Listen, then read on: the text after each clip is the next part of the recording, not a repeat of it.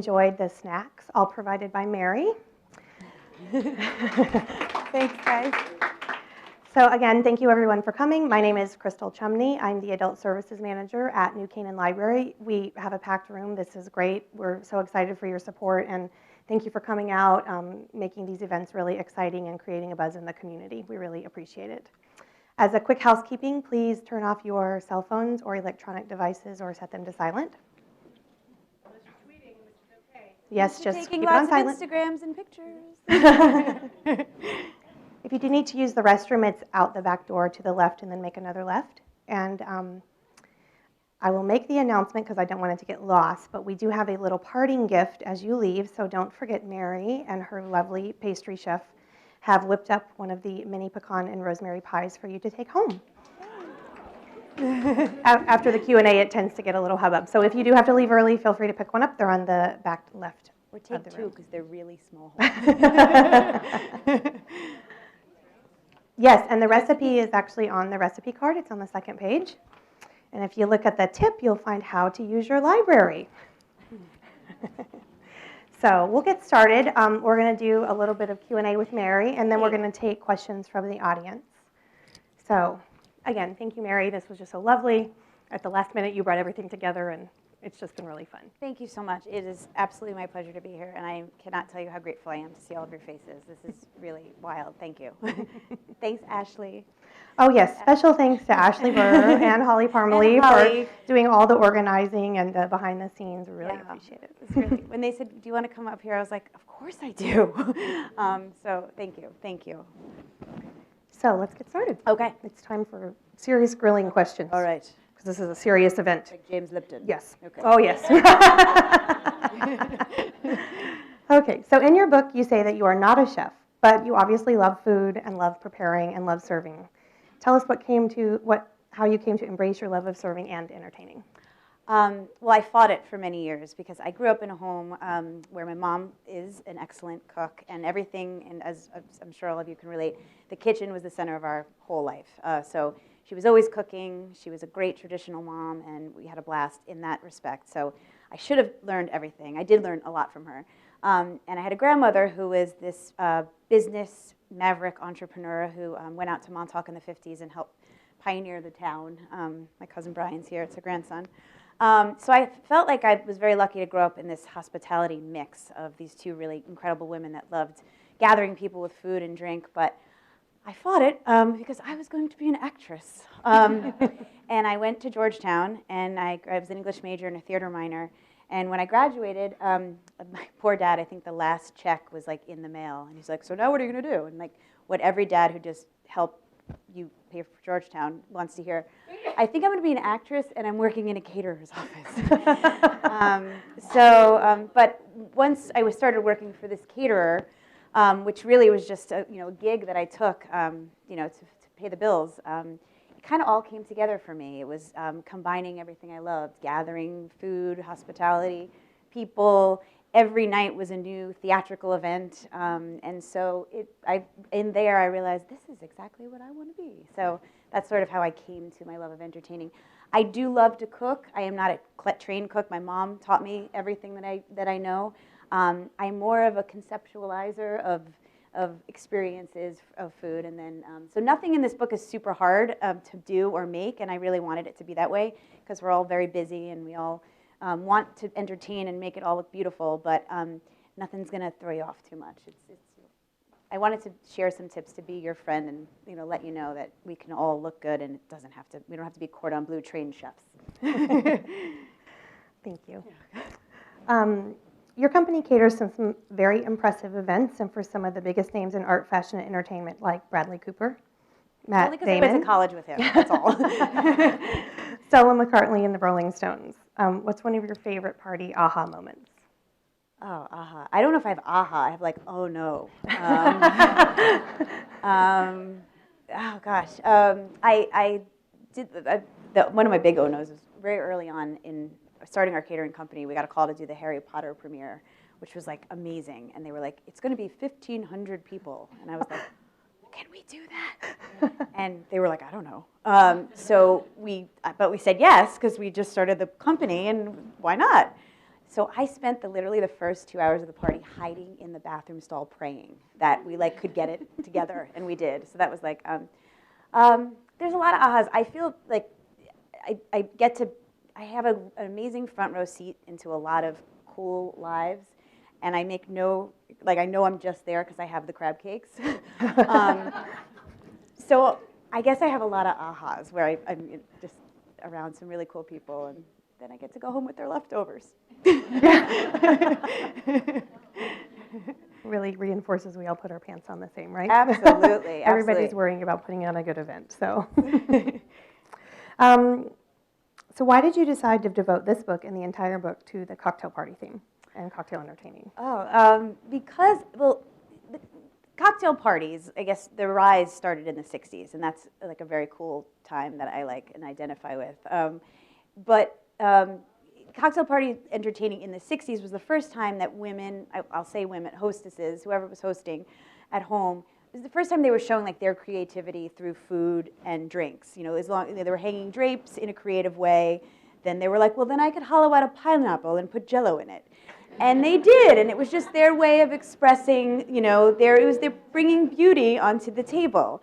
So I always thought that was super cool. And again, growing up with, you know, parties and that going on around me, I used to hide under the cocktail tables and watch the parties go on around me. So cocktail party entertaining is the #1 request we get from my catering company. So I consider myself, I have like a PhD in it. So for the book, it's the coolest type of entertaining because the expectation's not big. It's small bites, big drinks, limited time, like 2-3 hours. So it's a place where you could, if you have skills, if you don't have skills, you could still entertain with style. And so that's why the cocktail party, and because I really like to drink too. Which is a good segue into the next question. You break the book into Eat, Drink, Play, Recover, which I loved. That was going to be a scary question. The serious ones are for the end. And how did you get this formula? As a result of doing all the parties that we do for my company, it's an easy formula. For every party, for every occasion, whether you're having 2 people over for dinner or 50 people over for a celebration, you have to know what you're going to eat. You have to know what you're going to drink. You have to play. Play is just, for me, it's just a new way to look at the things that you have in your home and use them in a different way. So you can have the dining room. You can have 10 parties in a year in the same dining room, but maybe play with, your cake stands or your napkins in a new way. So like have fun with it. That's where the play comes in, or maybe what you're going to do that night, if it's going to be like a bingo and taco night, or I don't know. So that's the play. And recover comes from myself personally sometimes dipping into the punch bowl a little too many times. I give you some ways to just also, recover the next day, whether it be from a fun night or whether it just be tips on like how to clean up the next day or clean up the night before, or what you can do in advance to make sure the next day is not that hard. So that's where the recover comes in. So the book is broken up to holidays and into those categories: eat, drink, play, recover, and then some silly stories. Oh, yes. Now I'm gonna throw you one that wasn't on here, which was, what's your favorite recover tip? Because I had one in the book that I thought was fantastic, which was have a cocktail before you start cleaning up. Oh yeah, the vacuuming goes a lot better. always clean up that night. Like that's no matter what you do, and because cleaning up with a buzz is so much better than cleaning up with a hangover. And just no matter what, put the music back on, pour yourself a nice one. Or non-alcoholic beverage. I sound terrible. And just do it that night because you'll feel so much better the next day to come down to a clean kitchen and a clean sink. And I've learned from many years of coming down to a non-clean sink. So it feels much better. So yeah, that's probably my favorite one. Mine too. Can you talk a little bit about snacktivities? So this is a new word. Yes. Snacktivities was just a word I came up with a friend. So for our catering company, we put out these buffets, and we were so sick of saying buffets, and so then they were bars. Then they were, we sort of transitioned. I like when the food experience is interactive, so even if it's something as simple as pigs in a blanket or macaroni and cheese or mashed potatoes, that there's toppings that you can put out, and your guests could come and customize their bite and make it their own. It also looks like decor. It's pretty, all the different bowls, and it's really comes down to like heat up, dump, and serve, and it looks pretty. So Snacktivities Um, and so each chapter has activities that are just things that you can put out. They look really pretty, and your guests really come and they can do all their own stuff and top it off how they like and say, oh, I made this wonderful bite, and share. So that's what a snacktivity is. It's like creative snacking? Creative Creativity snacking, and yes. snacking? Okay. I like it. Okay, what are the easiest things that busy people who are preparing for the crazy holiday season should keep stocked in their pantries or refrigerators in case of drop-in guests? Me. Well,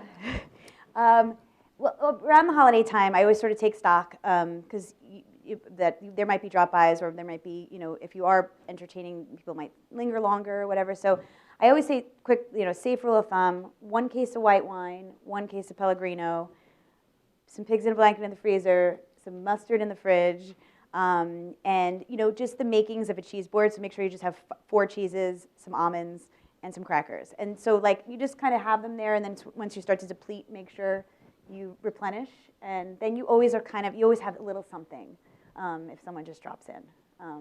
I heard a cool thing when I was researching for the book, drinking and eating for That's fun. research. Frank Sinatra, who was a very big entertainer, someone told me the story that when he went to Palm Springs, which was where he had one of his homes, when he was in town, he would hoist the flag up on the flagpole so that anyone who was around, if they saw the flag up, they would know, Frankie's here, you can just drop in, it's party time. So so he was always party prepared. And there was I read this whole great book about what he had in his pantry and all these things that he made sure his staff always had when the flag was up. So I wanted to put a chapter in the book called Flag Day, and then I wrote this whole Frank Sinatra chapter about Flag Day, and my editor was like, I don't know the connection here. They were like, if you get a second book, maybe. Flag Day has a new meaning now. It does, right? So Mario Batali, clearly your very good friend, wrote the foreword in your book, and you have a catering collaboration with him. How did this come to be? We met in ballet class, and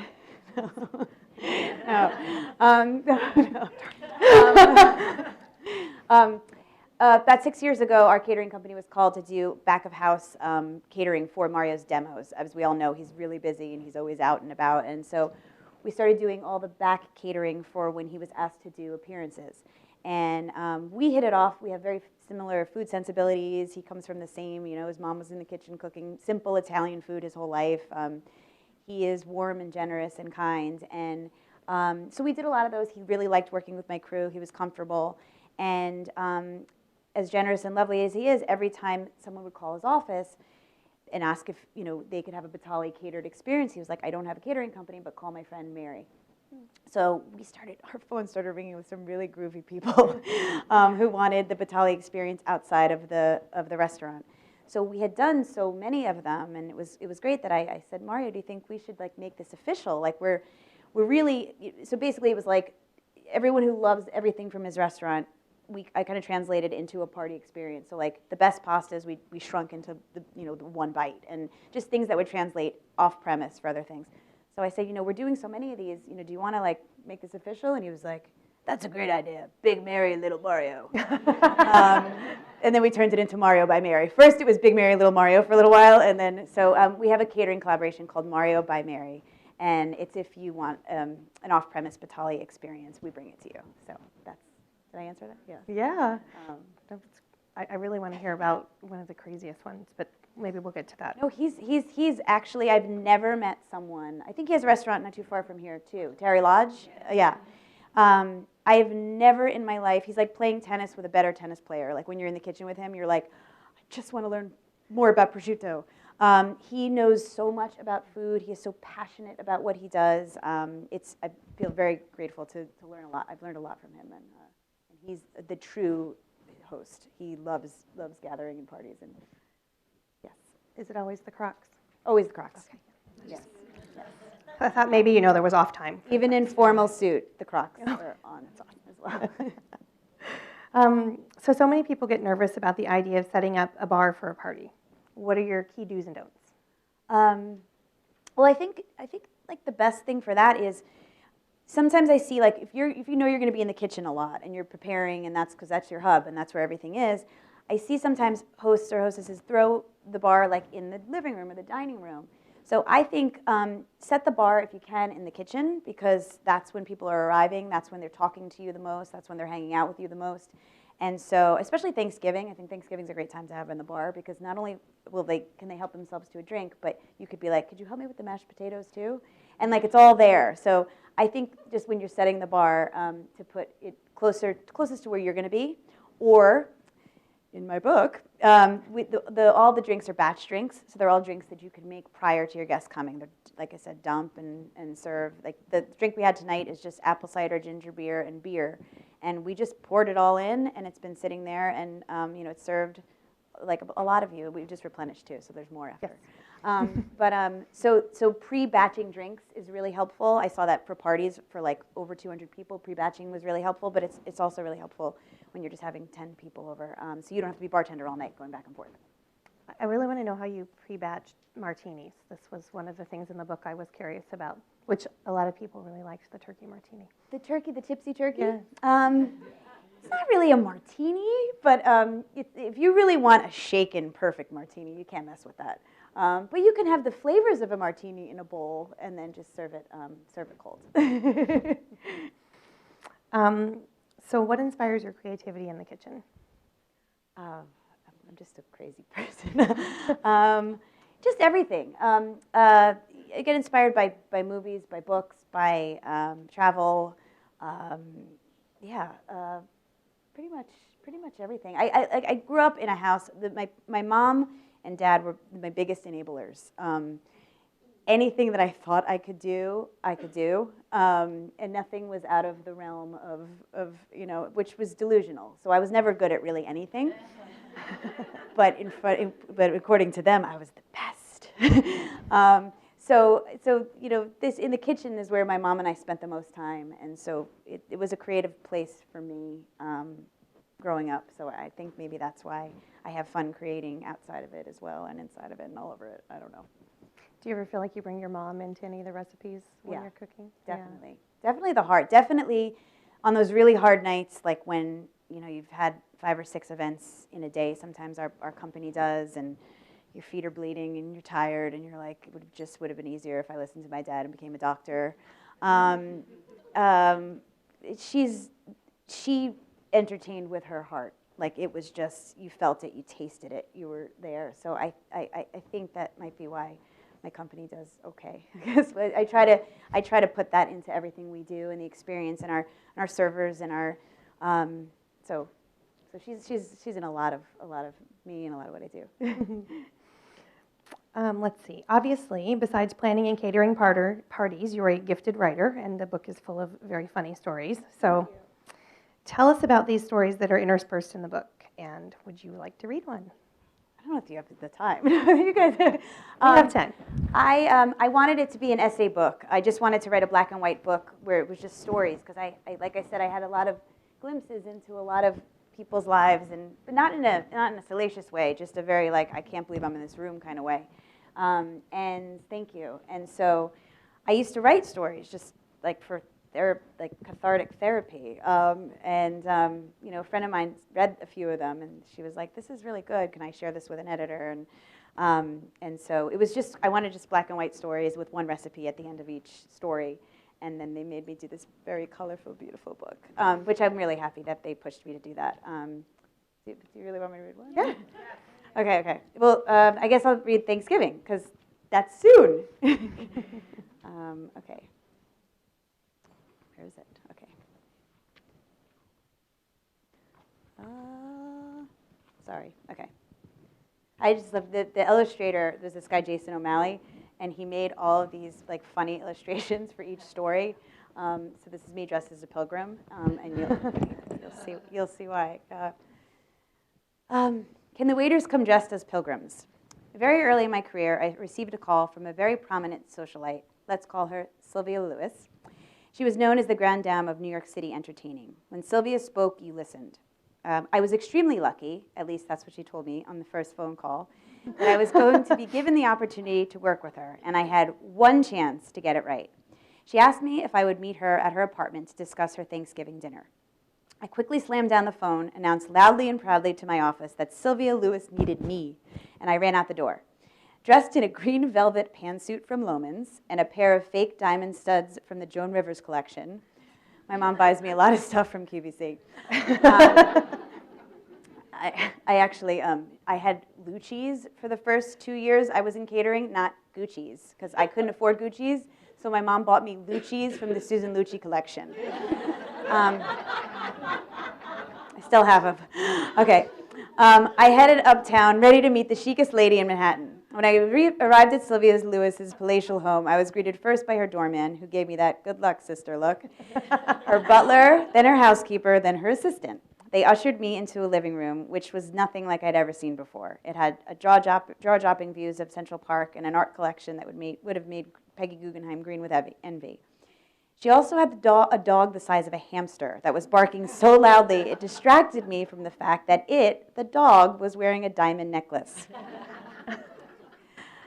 Sylvia was pleasant, but to the point. She was very busy, which she repeated 3 times over the course of our 10-minute meeting, and needed the utmost attention. She began to ask her assistant if the china she wanted to use for this Thanksgiving dinner was in New York, Aspen, or Malibu. When her assistant responded that it was unfortunately in Malibu, a visibly upset Sylvia asked me, "Carrie, I didn't have the courage to correct her. Do you have any idea what it's like to have 4 homes and only 3 house managers?" Having just bounced a check to Blockbuster Video Store, I did not. She then began to list the rules that she insisted all her holiday caterers were to follow. I would like a Thanksgiving display that is both grand and abundant. I want 4 turkeys, 1 for display, 3 for eating. You are to shellac the prop turkey so that it shines and glistens like this. And with a French manicured finger, she pointed to her coffee table. I want tiers, and platters of traditional size. If you're thinking of making one type of stuffing, don't. I want you to dazzle me with 3 different kinds. The same goes for the vegetables, starches, breads, and pies. I want food, food, and more food. And if my husband is overserved, too much wine by your waiters. Oh my God, I'm like talking like her now. I will hold you personally responsible, Carrie. Lastly, on Thanksgiving Day, the waiters must come dressed as pilgrims. Pilgrims, I asked with a chuckle. See, you laughed too. She did not look amused. She described the costume from the type of hat she wanted my staff to wear down to the authentic black clogs she wanted me to source from a website she had researched. She gestured to her assistant and a photo appeared and was handed to me. And when she was done, she asked, are my expectations clear? All that was clear to me was that this lady was nuts and that I was really, really scared of her. But I responded, yes, Mrs. Lewis, this will be the best Thanksgiving dinner you have ever had. I spent the next 2 weeks begging our very loyal waiters to don the dreaded pilgrim costume. Reluctantly, they agreed, but we had to put a few extra pumpkin pies in their paycheck. Thanksgiving Day arrived, and it was showtime. Curtains, do or die. My heart was beating as Sylvia entered the dining room to inspect the Thanksgiving display that we worked so hard to perfect. She carefully critiqued the entire table down to each individual dinner roll, and when she was done, looked me in the eyes with a half smile and said, "Mary," she finally got my name, "you will do very well here." While I was happy she was pleased with our work and that she called me by my correct name, I did panic a little. Here? Were they ever going to let me go home? So you think that this nod of approval, the rest of the evening would have been smooth sailing, right? Well, my dear friends, let's fast forward through dinner. It was immediately clear that Mr. Lewis needed no help from my waiters, as he had amply overserved himself and was so inebriated that he never made it from cocktails into the living room for dinner. On top of that, it was one of those weird Thanksgivings with an unseasonable snowstorm, so most of the guests canceled at the last minute, leaving Sylvia with 6 pies, 3 turkeys, 8 trays of vegetables, a husband with a rocket buzz, and me, the caterer, in my fake Joan Rivers diamond earrings. When I got home that night, my husband Ryan could see the horror on my face as he helped me unload the 6 bags of leftovers Sylvia instructed me to take home with you. Exhausted, I began to focus on how I could take back the lost holiday for me and my family. I decided to invite my pals for a leftover party the following night. I started to think about all that Sylvia Lewis had to do in order to prove to the world that she was on top of it. I looked around my small apartment, and suddenly the old adage rang doubly true. Less became more, in a major way. In that moment, I was very thankful for that my apartment was the size of Sylvia's guest bathroom, and our art collection was from IKEA instead of Sotheby's. It was also in that moment that I came up with the idea of mini Thanksgiving. This Thanksgiving, I was going to do less with more. I decided to turn everything into miniature bite-sized versions of traditional Thanksgiving favorites. I am very grateful for my experience with Mrs. Lewis, and as I learned a lot from that dinner. But the most important lesson I learned is that no one other than a real pilgrim should ever wear that costume.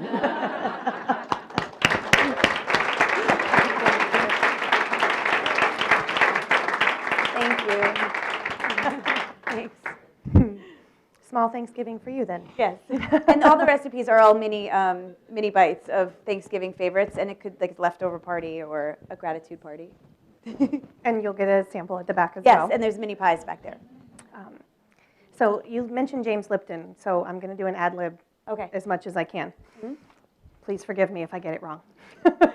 So one of the questions was, if you could host a party for anyone in the world, dead or alive, who would it be and what would you serve?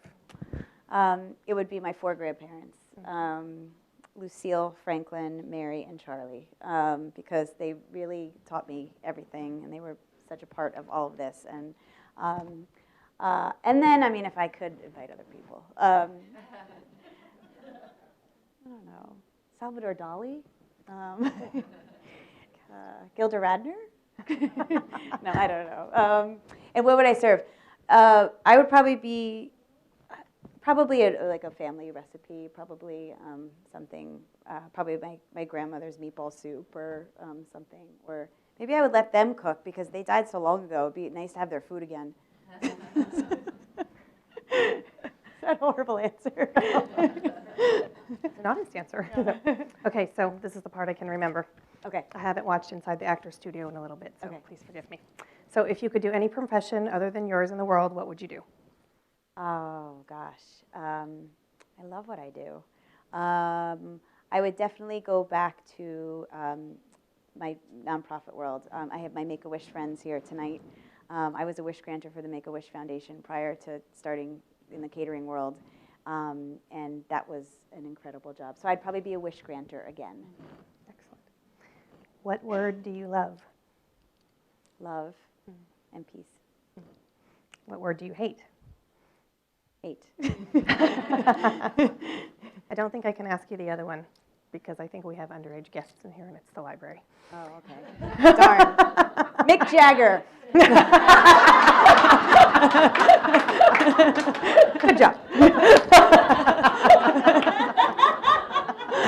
You knew what I was asking.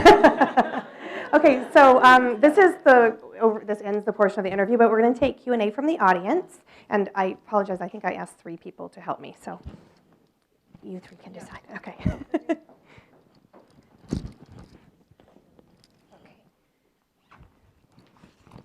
I only have 2 mics, though. Okay. White shirts. Oh, there you go. Okay. Like waiters. Is she on? Testing, testing. Okay. Okay, I have the mic. I have the first question, right? Okay. Okay. I have a disease. Uh-huh. It's called not knowing how to throw a cocktail party because I always feed everyone dinner. Yes. I truly, half Italian, grandmother on one shoulder, other grandmother on the other. I can't only serve cocktail food. It's like painful. How are you going to help me get over that? Mozzarella bar. Okay. It's in the Christmas chapter. So if you want to have drinks and a couple little bites, the thing. So you have to, each cocktail party, we have a substantial snacktivity bar, something you put out.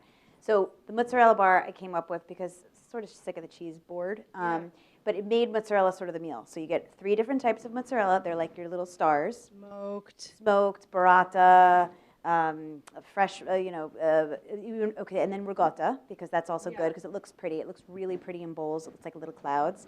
And then a whole bunch of toppings. So meats, peppers, artichokes, roasted tomatoes, bread, crostini, and you have a lot, and people can make a plate. So everything in here, you could make a plate in addition to the bites and the drinks, so they feel like they're getting, because I know, like, my mom and dad would come to my party, I'd invite them to like a party I was catering, that was all finger food, and they're like, I don't get it. So, yeah, I'm starving, like I can't. So that's why I have in addition, this isn't food. One of the things my mom said to me, and I think this is what pushes my drive, I called her on like a hard day once, and she goes, I don't understand why anybody would hire a caterer. I was like, oh. That's pressure. Okay, yeah, pressure. But yeah. Questions? Question. Don't be shy. Mary's very friendly.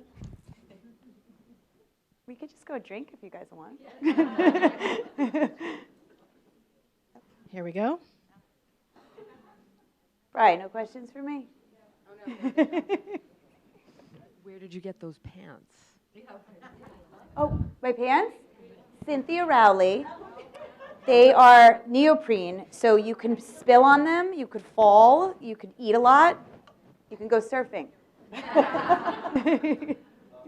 Thank you. What would you Yes. Oh.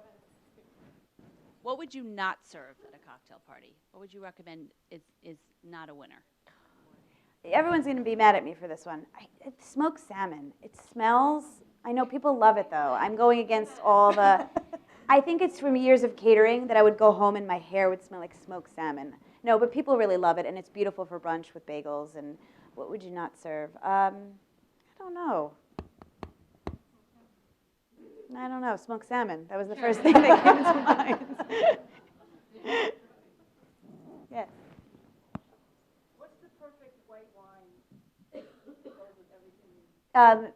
The most user-friendly white wine that we serve is either a Sauvignon Blanc or a Pinot Grigio. But Sauvignon Blanc lately has replaced that. So if I find that if that's on the bar, no one asks for anything else. And then something else too that I've been doing and getting away with, and it's totally acceptable because I think people feel like when they have people over, they have to put like everything out.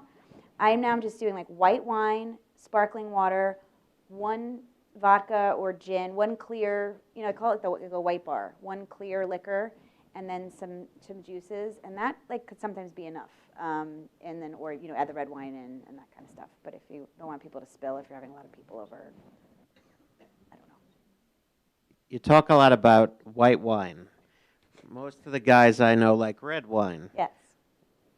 For a cocktail party, what kind of red wine do you suggest serving when you're not sure, what the men really want? Excellent. What kind of red will kind of go with everybody? Excellent question, Cousin Brian.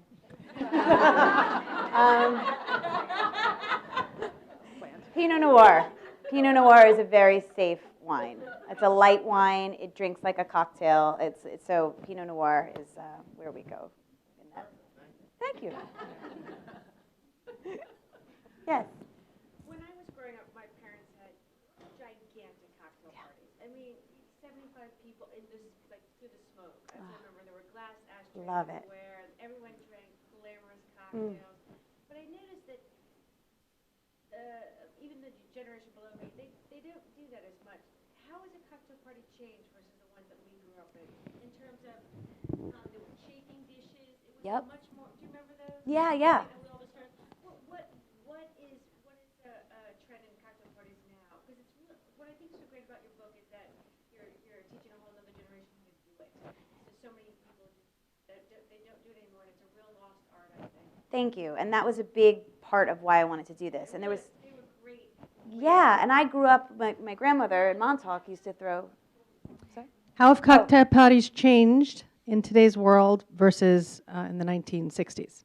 But I think we need, I really wanted to bring back the lost art. There was a great New York Times article, I don't know if anyone saw it, but it was about the cocktail parties being, yeah. And I think technology has a lot to do with it. I think there's this whole thing, but I think it's time to go back home. It's time to stay in with gin. It's like, it's, yeah, and, right? Stay in with gin. We can start a club. But it was a beautiful time, and it was gathering. And someone was asking me lately about, do you remove the kids? Do you put the best part about being a kid was sneaking up and watching everyone having fun and taking the change out of your parents. Yeah, totally, totally, and laughing. Yeah. Yeah, Oh, exactly. not the fun part. Yeah.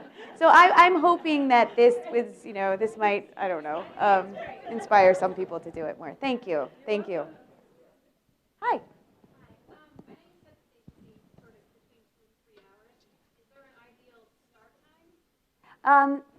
I like the 6 to 8 slot, because there's not a large dinner expectation there, because people can still go off and have dinner somewhere if they're still hungry, or if you want them to stick around and you want to do something heartier, I say 7 to 9 or 7 to 10, but then you have to make sure you have a lot of snacktivities, because they're really committing to being at your home all evening. So, but 6 to 8, 6:30 to 8:30. Now, Mary, what if they're not leaving at 8:30? Because we've read your book and it's such a fabulous You offering. call the police on yourself and have them, have them come get everyone out. But I think in the chapters that I had read, you had a savory area that kind of signaled to guests that the sweets are here, it's time to go. Yeah. Putting dessert and coffee, at the smell of coffee, it's amazing what that does. It's like, it's a good signal. It's like, and they're like, should we leave? Should we stay? Should we leave? Should we stay? So yeah, either put out sweets or serve the coffee when you're ready to say. Yeah, start running about. Go upstairs to bed. I've done that at my own parties. In your experience as a caterer, have you seen any changes in demands of your clientele in terms of either gluten-free, vegetarian, vegan, whatever? I'm just curious. Definitely, big time. Like down to like, could you serve food that's not really food? Yeah, we've had to make a lot of adjustments in what we do. But we have our paleo diets. We have our I am so happy Atkins is over. I chased so many pieces of bread around parties. It was just like they would take the meat off the biscuit and then toss it in the cocktail napkin. But no, yes, there's a lot of great demands, and they're great. We have like juice bars at our parties, and with all fresh juices, and we're doing avocado toast for brunches, and so we're moving into, and then always dietary restrictions across the board for when we're doing larger parties. We make sure we have not just it just used to be vegetarian, but now it's like gluten-free options, and so we're adjusting to the times. Hi, I just went to a birthday party last weekend where it was a cocktail party kind of format, but they just served red wine, like bottles and bottles of red wine, nothing else. That's it, nothing else. That's it. Fantastic bottles of red wine, Yeah. but just red wine. So my question is what's the balance between what you want to serve and what you like against what your guests would want? Because my husband was like, where is the beer? And there's only vegetarian food Not here. a very thoughtful host. Yeah, no, you have to. You have to always account for, some people obviously don't drink, so there's got to be something there for them in that direction. You have to, like I said, you don't have to have a million options, but a beer to a wine, beer and wine party, or, yeah, you have to, that's not very thoughtful. Yeah, always, and even like, I am mindful that if I'm having people over that I don't know fully or coming, always have some sort of vegetable option, even just grilled vegetables. It's always safe. Have that, ready at the go. Do you have one party that you catered that was like your favorite party that you'd been to? One that's like really memorable that you can talk about? Yeah. Was Charlie Sheen there? No, but he's been at parties I've been at. I had a very cool experience where there was a party for 20 people, and 4 of the guests were the Rolling Stones, like all 4 of them at a table. And that was one of those, like, I don't think it's going to get any better than this. But I've had some, the party, like I've done some beautiful parties. It's more of like the funny things that happen too at the parties. I'm sorry that I'm not answering this at all. Yeah, that was a good one. Okay. I really want to hear about the worst one. Oh gosh. But you don't have to name names. I know. No, I really wish I had like a killer story. Worst. Sometimes weddings aren't that great. I don't really do that many of them. Maybe you're just filled with so much love. You don't have any No, bad ones. I feel really, I've had some pretty good experiences, and sorry. I'll come up with a bad, yeah. You said someone wanted you to serve food that wasn't food. What did you serve? No, I've also heard, can your waiters, like, we really like the kind of service where, like, they're there, but they're invisible. And I'm like, so you want invisible waiters? Like, no, I'm just joking about the food, but no food. But I do a lot of parties for, like, some fashion houses and Vogue and stuff. And so it's always funny when they call. I'm like, why? You guys aren't going to eat anything. But they do. But they do. Hi, Mary. I had a very wonderful wedding that I did for someone in this room, family. I catered my sister's wedding. So my question is, what is your favorite Thanksgiving hors d'oeuvre? Oh, I like a caramelized baked brie. I enjoy a caramelized baked brie. I like that. But hors d'oeuvre, so we make them in like little bite ones. But in the book, we do these really great mashed potato popover hors d'oeuvres that I really like with a little mozzarella cheese, and those are really in Parmesan. So I really like those. Awesome. Thanks, pal. I have a question again, sorry. If you're going to be the last one, Ellen. Okay, thanks. If you were serving Thanksgiving dinner at 5, Yes. and your whole family was going to show up at 12:30 despite your protestations, what would you give them at 12:30? Jobs and tasks. And cocktails. And cocktails. Yes. Anything else to keep them going? Yes. What would I give them? I mean, that's really early. You betcha. Yeah. Order pizzas. Pizza. You put out vegetables, crudité, chips. I mean, you shouldn't expect much if they're there that early. Yes. Are you at every party? No, I used to be, until I realized that I was going to have a nervous breakdown. And then I went to Kripalu, and I found the light. No, my company does about 600 parties a year, so there's sometimes 6 or 7 in a night. So I am very lucky. I have a wonderful group of people that I work with that are assigned to their clients, and now their clients are used to them. So I do still go to a lot of parties. I was at one last night. But I am mostly involved in the capacity of my company, in the creative, in the motivational, in the keeping the glue together kind of thing. But also still do parties. But it would be impossible. I tried and nearly died.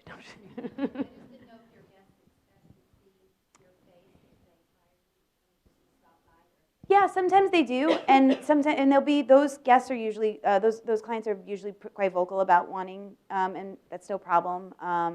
And I get to a fair amount of what we do, but then they all grow. The clients also grow very comfortable with their sales rep, their person handling them, so they're still getting the same sort of service and feel. It all comes from the fish stinks from the head, like it all comes from the same place. So I hope. Thank you so much, Mary. And thank you, everyone, for the lively Q&A.